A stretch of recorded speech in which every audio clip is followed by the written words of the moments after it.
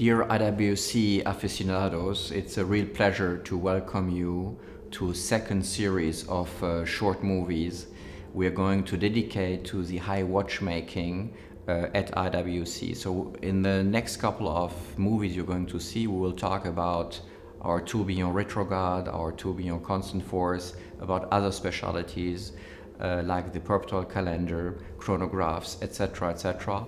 And I'm really looking forward to that, and I hope you will enjoy these short presentations.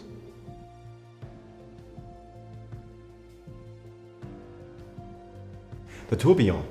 It is probably one of the most sophisticated construction in watchmaking. The first tourbillon was constructed in the early 19th century by Abraham Louis Breguet. And the goal of these watchmakers in those days was to reduce the influence of the G-forces of the Earth to have a more precise march of the watch. Therefore, the escaped men were encaged in a small cage. And this cage rotates one time in 1 minute. So we are talking about a minute tourbillon. IWC introduced his first tourbillon in the year 1993.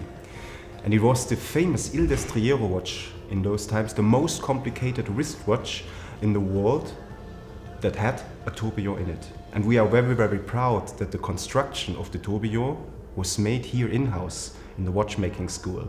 So you can say the tourbillon of the Il Destriero Scafusia, it's really an IWC tourbillon. Like in those days, also today, the tourbillon construction is very, very, very hard to manufacture. So only the most skilled watchmaker are able to manufacture a tourbillon. So we are very, very proud that our watchmakers still have those skills to keep this tradition of the tourbillon alive at IWC. For our tourbillons at IWC, we use two base calibers. The one is the hand-wound caliber, the Jones, and the other one is our famous caliber 5000, the huge automatic movement. We at IWC, we use only flying tourbillons. Flying tourbillon means it's only beard on one side, and you have the imagination when you look at the dial that there is no connection to the movement when you see a tourbillon. For our Portuguese tourbillon hand-wound, we used the classic construction base movement from 1930. With this classical construction, we had a lot of energy and space, so we were able to develop a very huge tourbillon at 9 o'clock dial side.